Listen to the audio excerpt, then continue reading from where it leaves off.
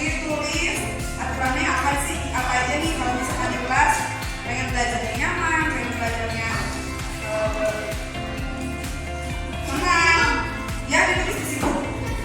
Satu saja ya, satu aturan, satu orang cuma satu aturan. Ya, nggak usah dibacain ke orang lain, sendiri aja kan. Satu orang harus berbeda ya ininya. Sama harus bisa berbeda. Ya.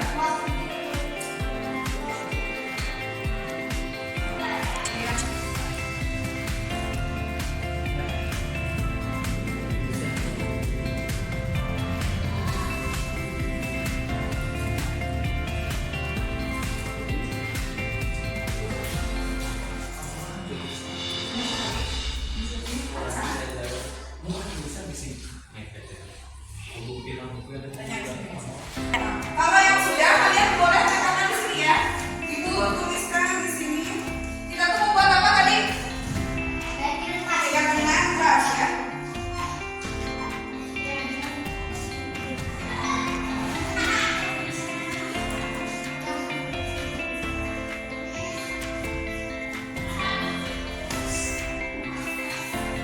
Oh, yang udah boleh ditempel kembali.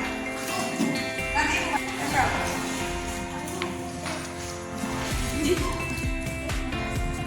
Ya sudah, boleh duduk ya biar nggak berdesakan.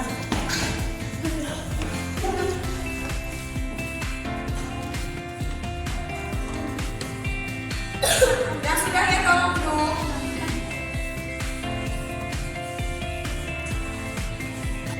Nah, tadi kalian kan sudah menuliskan apa? Kebiasaan kelas ya. Ada yang kebiasaan teman? Boleh. Sama. Bacakan dulu semuanya kebiasaan kelas di sini ya. Nanti ada berapa begini ya. Ya. Yang pertama dulu apa? Terus? Ya.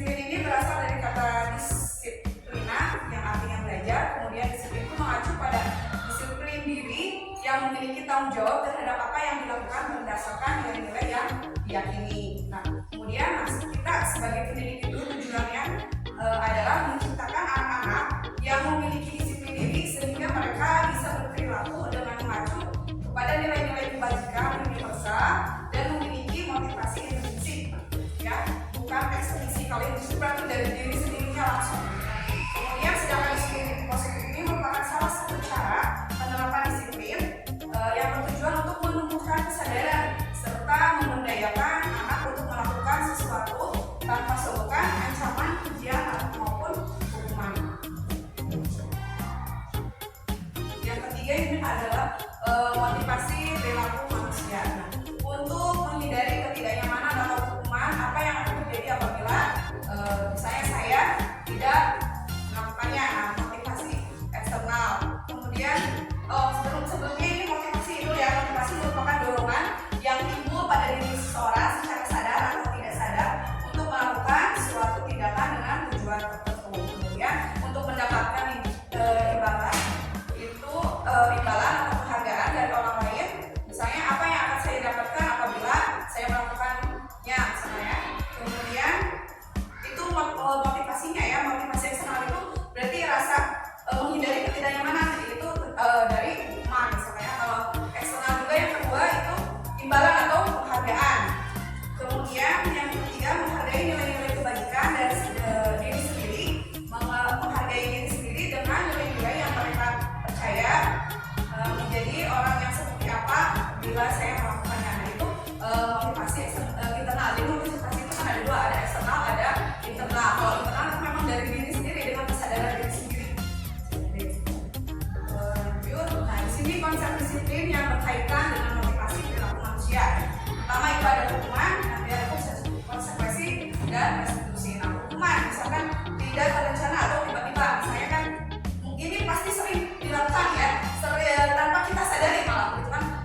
Saya pun menyadarinya setelah mempelajari ini, oh ternyata cara saya menangani siswa itu kurang tepat ya, sebagai nanti berlanjut ke posisi kontrol guru ya. Nah, kemudian murid tidak tahu apa yang terjadi, bersifat satu arah ya. Kalau misalnya satu arah anak melakukan kesalahan langsung kita menjudge, kamu mah bla gitu kan. Kemudian konsekuensinya kita kasih hukuman, biasanya kita yang sering kita lakukan ini ya. Kemudian berupa hukuman fisik atau psikis ya. Kalau sekarang sudah sedikit, bukan sedikit, sudah kalau fisik mungkin di yang lain masih ada yang melakukan fisik hukuman fisik. Nah, lebih ke ucapan biasanya ya. Kemudian konsekuensi itu terencana atau disepakati sesuai aturan. Kemudian murid tetap dibuat tidak nyaman, sikap guru selalu memonitor murid. Nah, dan yang terakhir itu ada restitusi, proses menciptakan kondisi bagi murid untuk memperbaiki kesalahannya. Nah, di sini jadi kita bukan jadi kalau anak melakukan kesalahan, kita harus bisa memperbaiki kesalahan si anaknya. Kita balikan lagi ke anak kita melakukan seperti itu, bukan langsung kita menjadi menghukum si anak tersebut. Kemudian proses kolaboratif yang mengajarkan murid untuk mencari solusinya. Dicari solusinya itu berbarengan ya, dengan didampingi oleh kita. Kemudian kebutuhan dasar manusia. Nah, seluruh tindakan manusia memiliki tujuan tertentu. Nah, semua yang kita lakukan adalah usaha terbaik kita untuk mendapatkan apa yang kita inginkan. Kebutuhan dasar manusia itu ada 5, yang bertahan hidup, yang bersifat fisiologis, untuk bertahan hidup misalnya kesehatan, rumah, dan makan. Kemudian ada kebutuhan dasar kasih sayang dan merasa diterima. Itu adalah kebutuhan psikologis ya, kebutuhan untuk diterima, dipedulikan. Kemudian yang ketiga itu penguasaan, kebutuhan kemampuan atas kemampuan, kemudian dianggap dan diakui. Yang keempat itu adalah kebebasan, kebutuhan untuk mandiri memilih pilihan. Nah, kemudian yang ketiga itu kesenangan, kebutuhan merasa senang, misalnya di sini bermain ya. Kita pasti ingin merasa senang. Nah, dengan cara apa kita menyenangkan diri kita sendiri?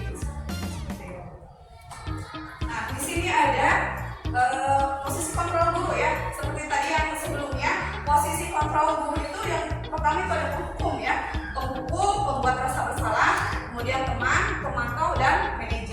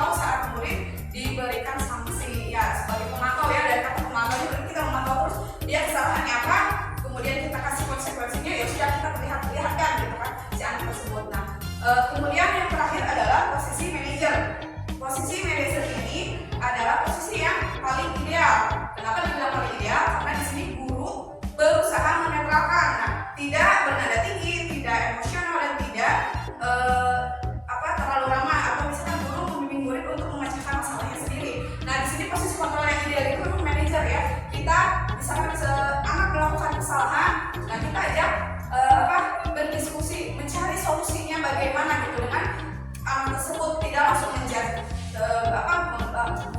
menjadi ya itu salah, kemudian langsung diberi hukuman ya. Nah tapi di posisi manajer itu kita memanage suatu permasalahan siswa itu dengan kita berdiskusi dengan siswa, ditanya pertama misalkan kenapa melakukan hal itu, pasti dia kan ada alasannya, misalkan kan melakukan hal tersebut. Nah kedepannya mau bagaimana nih, jadi jangan langsung kita memberikan solusinya, tapi si siswa berusaha dulu untuk mencari solusinya sendiri. Nah baru sambil oleh kita dituntun. Kemudian, nah ini contoh penerapan 5 posisi kontrol. Di sini hukum. Misalkan patuhi aturan sekolah lalu berdiri di depan kelas. Nah ini ya, kalau berdiri di depan kelas itu hukumannya ya. Kemudian ada yang membuat rasa bersalah. Misalkan di pekat ini ucapan atau pertanyaan-pertanyaan yang dilontarkan guru ya, ketika posisi kontrolnya ada di pembuat rasa bersalah. Berapa kali ibu harus memberitahu kamu, ibu guru kecewa sama kamu. Nah itu istilahnya di situ membuat si anak bersalah gitu kan. Kemudian yang kedua itu posisinya sebagai yang teman. Di sini ayolah bersikap tertib supaya ibu bangga, kali ini tidak apa-apa kamu salah. Dari bahasanya juga kan sudah menganggap teman itu kamu sebagai teman. Kemudian yang keempat itu pemantau. Ini pertanyaan yang dilontarkan oleh guru kepada muridnya, kamu sudah melanggar apa peraturan dan konsekuensinya misalnya. Dan yang terakhir adalah posisi manajer. Apakah kamu tahu, jadi ditanyakan dulu, tahu sih kesalahan si anak, misalkan ditanyakan dulu ya, apa kamu tahu kesalahan kamu, mau ditanyakan si anak. Kemudian kira-kira bagaimana kamu memperbaiki kesalahan sendiri. Nah jadi ditanya dulu ya, si anaknya misalnya dipanggil, pasti kan anak bertanya kenapa ya sih dipanggil. Nah kita tanyakan kenapa sok dipanggil, apakah kamu pernah melakukan melanggar peraturan misalnya atau keyakinan kelasnya seperti itu. Ya di sini yang keenam adalah keyakinan kelas. Mengapa keyakinan kelas tidak peraturan kelas saja? Biasanya kan ada peraturan kelas. Dulu pasti ada namanya peraturan tata tertib ya di kelas maupun di sekolah. Kenapa disebut keyakinan kelas? Nah, mengapa kita memiliki peraturan tentang penggunaan helm?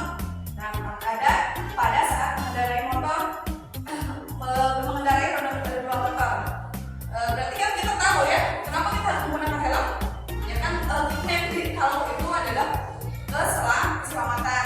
Kemudian yang ini, mengapa kita memiliki peraturan tentang penggunaan masker dan mencuci tangan setiap hari? Nah ini waktu zaman COVID gitu kan, karena kita meyakini kalau dengan cara seperti itu kita akan terhindar dari penyakit itu. Nah keyakinan kelas itu berisikan beberapa aturan. Memang tetap peraturan tata tertib, memang keyakinan kelas itu dimuatnya dari sana gitu kan, dari tata tertib, dari aturan-aturan yang telah disepakati bersama antara murid dengan guru sebelum memulai proses pembelajaran. Keyakinan kelas dibuat dalam suatu kata atau kalimat positif ya. Biasanya kan kalau kita membuat yang pernah saya lakukan itu kan terkait keyakinan kelas, anak-anak disuruh dulu membuat keyakinan kelas bersama, apa saja nih yang harus kita patuhi di kelas gitu kan. Anak-anak pasti mau menggunakan kata-kata yang negatif, jangan ngobrol tuh misalkan ya, jangan ngobrol sama sembarangan. Kalimat-kalimat negatif itu kita ubah menjadi kalimat positif ya, karena memang keyakinan kelas itu harus kalimat positif ya, untuk membangkitkan motivasi positifnya. Kemudian apa tujuan keyakinan kelas? Nah keyakinan kelas itu berfungsi sebagai salah satu cara dalam melatih tanggung jawab ya. Kemudian kan aturan sudah ada, di bagaimana si anak tersebut bisa bertanggung jawab dengan aturan itu. Apakah misalkan dia bisa melakukannya, itu kan tanggung jawab terhadap aturan yang sudah dibuat dan disepakati bersama. Nah kemudian tanggung jawab terhadap kesepakatan yang telah dibuat. Nah ini adalah unsur-unsurnya ya, kayak pembentukan keyakinan kelas. Abstrak berupa pernyataan universal, kemudian dibuat dalam pernyataan positif ya, seperti yang tadi saya sampaikan, itu harus kalimatnya bernada positif, tidak boleh menggunakan kata tidak atau misalkan jangan ya. Yang misalkan jangan membawa sampah sembarangan, kita ubah menjadi kalimat positif ya, buanglah sampah pada tempatnya. Kemudian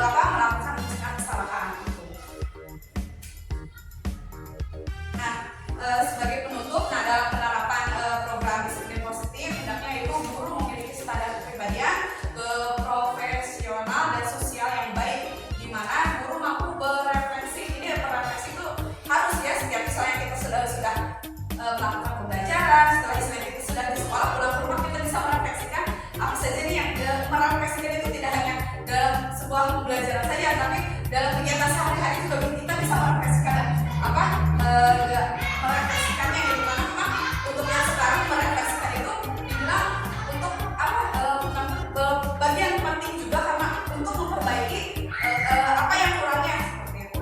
Kemudian berefleksi pada posisi kontrolnya saat ini. Nah, bagaimana perjalanan dirinya seorang guru itu sebagai amam atau posisi manajer yang menuntun murid-muridnya menjadi insan yang mandiri, merdeka dan bertanggung jawab. Nah, itu adalah standar nasional pendidikan. Nah, mungkin itu yang dapat saya sampaikan.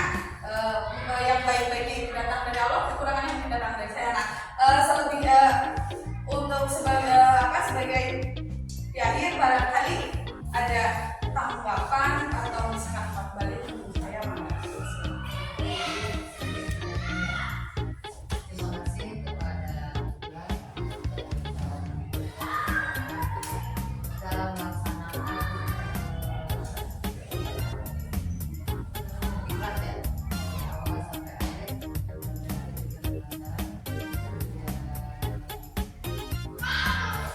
sehat ya. Kegiatan ini mungkin secara fisik maupun mental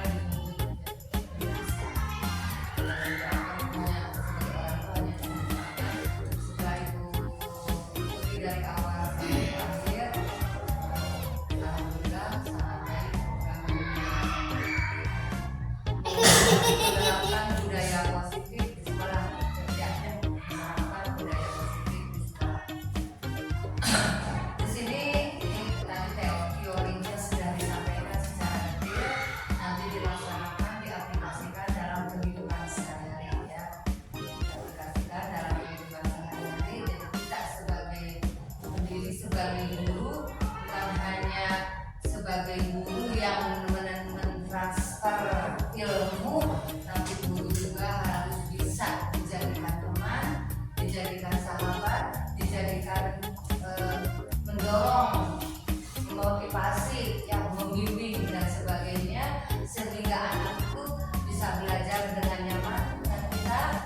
Dan mudah-mudahan apa yang kita harapkan untuk murid-murid kita terwujud. Ini memang apalagi di era sekarang ya, banyak tantangan-tantangan baik itu dari luar ya. Tujuan kita itu ingin mendisiplinkan anak, kita salahnya rios, salah naon sampai di dari situ ikut ya. Alhamdulillah, mudah-mudahan bisa nanti sharing dengan teman-teman. Apalagi di sini kan ada 2 guru penggerak yang sudah lulus, yang lainnya nanti kadernya sudah bisa sharing ya. Dan yang paling utama ini diterapkan dalam kehidupan sehari-hari. Jadi apabila kita menemukan anak permasalahan dalam anak, kita jangan menjudge langsung, tapi kita mencarikan solusi ya untuk menyelesaikan. Itu mungkin hanya itu aja dulu, maka yang lainnya barangkali. Assalamualaikum warahmatullahi wabarakatuh. Assalamualaikum warahmatullahi wabarakatuh. Ada satu pertanyaan Bu, terkait tentang keyakinan kelas. Keyakinan kelas itu kan dibuatnya oleh guru dan siswa ya. Guru dan siswa disepakati. Ini adalah salah satu contoh problem di kelas saya, terutama di kelas 5.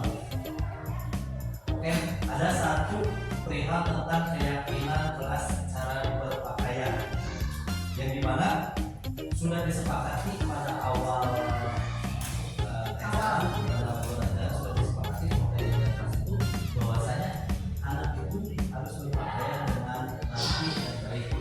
Tapi sampai sekarang anak itu masih tetap ibaratnya melanggar aturan keyakinan kelas itu. Seperti contohnya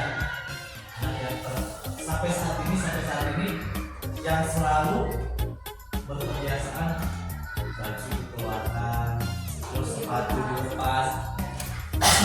Saya sebagai guru kan selalu mengingatkan bahwasanya si anu bajunya tolong dimasukin, sepatunya tolong istilahnya dipakai kalau misalkan di sekolah. Tapi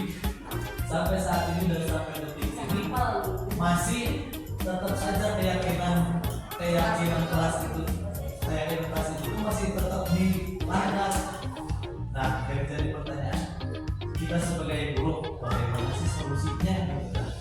Harus bagaimana? Ya masih tetap kalau misalkan ibaratnya tiap hari untuk tiap hari, malah sampai 2, 3 kali 4 kali lebih, malah kalau misalkan anak-anak ngeliat gitu kan baju dikeluarin, kita tegur, ibaratnya kita kasih peringatan. Kalau maksudnya dikendalami, dari kendalami keluar lagi, sudah keluar lagi, ibaratnya masih belum ada solusi buat saya gitu Bu. Karena memang jangan di kelas sendiri, kadang di kelas saya pun yang istilahnya yang melanggar peraturan itu tetap masih ada gitu kan.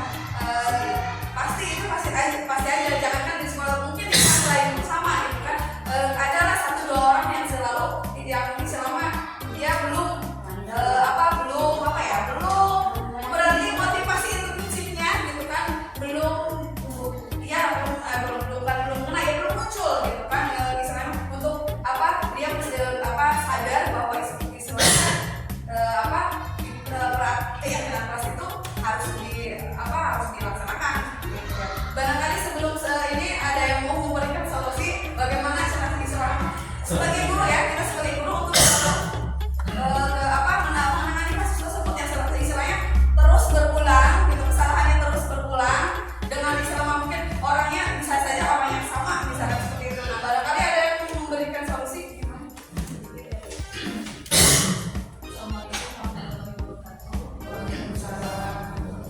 Nah, memang tentang budaya positif ini sesungguhnya kalau seandainya kebiasaan-kebiasaan itu kebiasaan yang kecil saja atau perubahan yang kecil di sekolah kita, kalau dilakukan secara kontinu atau konsisten, maka akan berdampak yang sangat luar biasa. Tapi sarannya kita mungkin ya, karena kebiasaan-kebiasaan atau budaya tersebut belum membudaya, tidak konsistennya itu, kadang-kadang anak-anak sholat berjamaah, kadang-kadang tidak, dibiarkan begitu saja pulang. Nah, itu berarti belum kontinu atau belum konsisten. Makanya budaya positif belum membudaya di sekolah kita. Nah, kalau seandainya budaya tersebut sudah benar-benar membudaya kebiasaan positif, di sini kan restitusi itu alhamdulillah ya, pada guru penggerak itu saya mendapatkan ilmu yang sangat sungguh luar biasa yang tidak akan mungkin didapatkan dari bangku kuliah. Nah, segitiga restitusi ini sangat bagus kalau bisa benar-benar diaplikasikan atau diimplementasikan dalam kehidupan sehari-hari. Tujuannya untuk apa? Mandiri dan tanggung jawab. Mandiri itu apa sih? Elemen dari mandiri itu si anak mengetahui potensi dan kekurangannya. Nah, ketika melakukan kesalahan, apakah tahu kekurangannya atau apakah tahu kesalahannya, kita kembalikan ke si anak, bawa si anak untuk berdialog dengan kita, bawa bicara dengan kita. Kamu tahu nggak ibu panggil? Nah, gitu. Tahu Bu, coba perhatikan dari atas sampai bawah, ada yang ini. Ketika mereka lagi, ya Bu, ini berarti sudah mengakui kesalahan atau kekurangannya. Nah, apa sebaiknya yang harus dilakukan agar, nah nanti kembali lagi, kita tidak boleh memberikan solusi, misalkan solusinya, nah itu kan maksud menyerahkan anak. Itu kalau benar-benar diaplikasikan atau diimplementasikan. Nah, saya juga pernah di sekolah di kelas 6 juga pernah melaksanakan keyakinan kelas itu. Dikembalikan lagi ke si anak. Ini harus begini Bu, katanya gitu. Terus kenapa tidak dilakukan? Nah, alasannya itu berbagai banyak alasan. Nah, berarti kemandiriannya itu belum muncul, regulasi dirinya. Kan dalam elemen mandiri itu ada 2, ada yang tahu potensi dan kekurangannya sehingga bagaimana tahu dalam menghadapi tantangan atau kesalahannya. Nah, kemudian yang kedua regulasi diri. Regulasi diri itu tahu mengontrol emosinya atau mengontrol, oh iya, ibu kan udah bilang keyakinan kelas itu kan begini. Oh, berarti saya tidak boleh seperti ini. Nah, kalau sudah benar-benar mandiri, nah dan positif, disiplin positif itu akan tumbuh. Anak-anak tidak akan merasa melakukan suatu perbuatan, oh iya karena takut dihukum. Nah, karena sudah ada motivasi intrinsik dalam dirinya atau kesadaran dirinya terhadap apa? Terhadap kesepakatan atau keyakinan kelas yang telah dibuat. Nah, karena mungkin kita kebanyakan sebagai penghukum. Rata-rata itu ya, tidak bisa sendiri sebagai penghukum. Terus yang kedua sebagai teman. Sebagai teman bagus, sebagai teman berarti kalau anak-anak itu merasa dekat dengan kita. Tapi ada kalanya ketika sebagai teman merasa kita temannya itu ini gitu. Mereka bisa saja melunjak. Ya, gitu melunjak. Nah, ketika tidak ada kita misalkan di sekolah, nah karena sudah ketergantungan dengan kita, dimasukkanlah misalkan masuk ke guru lain, otomatis itu kayak gimana kurang gimana karena sudah ketergantungan ke guru kelasnya. Nah, juga sebagai pemantau, memang pemantau itu ada kesepakatan. Nanti kalau kamu misalkan melanggar ini, konsekuensinya ini ya, sudah ingat ya, gitu kan berarti langsung menjas kamu salah gitu ya, tetap gitu. Terus ada juga, nah ini yang bagus sebagai manajer kita itu dituntut sebagai guru tidak boleh langsung menjas anak itu salah.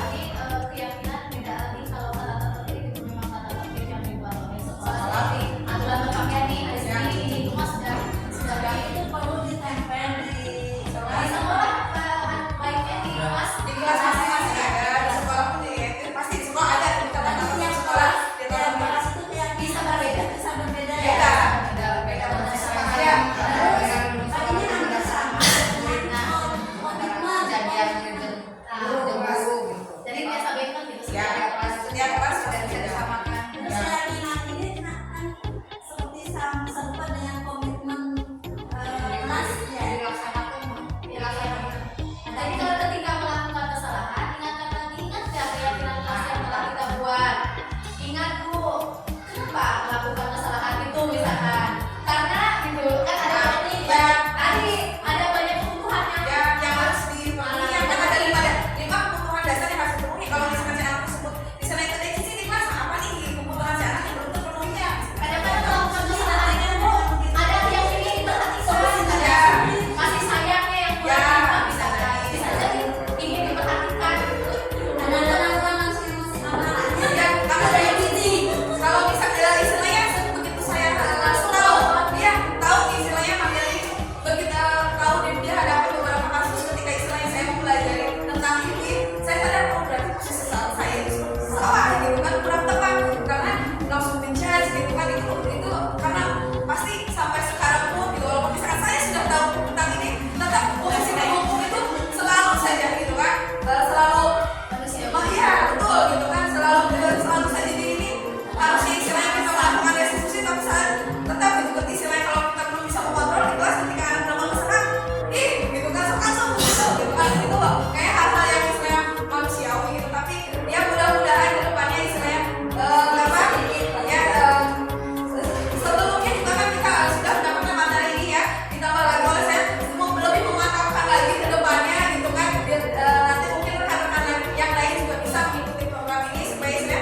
bisa kita menciptakan lingkungan yang di sekolah itu benar-benar sesuai dengan visi sekolah kita ya, ini mewujudkan sekolah yang sesuai dengan keinginan ya, sesuai dengan ya tujuan yang sekarang itu kan sesuai dengan program belajar Pancasila seperti itu. kalau disiplin positif sudah tertanam ya, kemudian motivasi intrinsik walaupun ada guru atau tidak ada guru tetap mereka di dalam kelas belajar. Harusnya seperti itu ya, jadi kita bagaimana caranya kita yang diharapkan ya, memang diharapkan seperti itu, tapi Susah.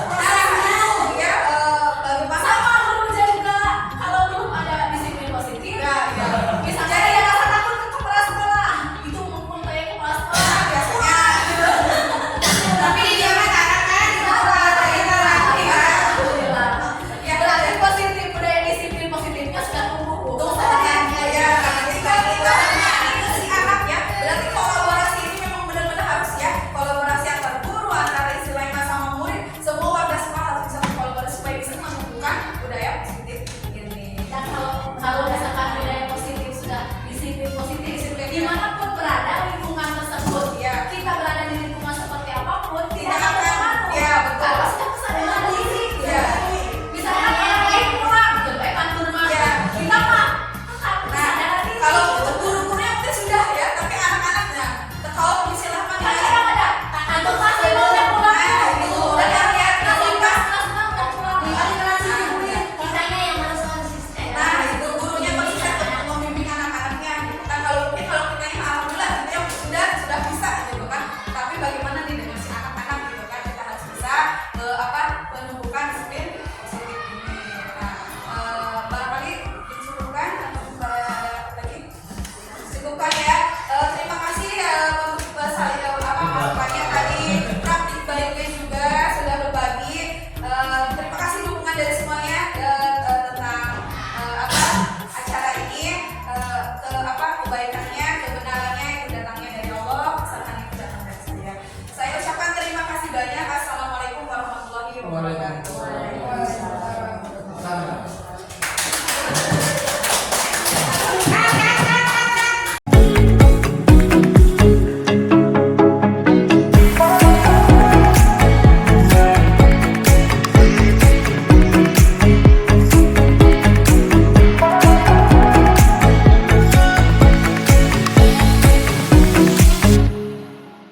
Thank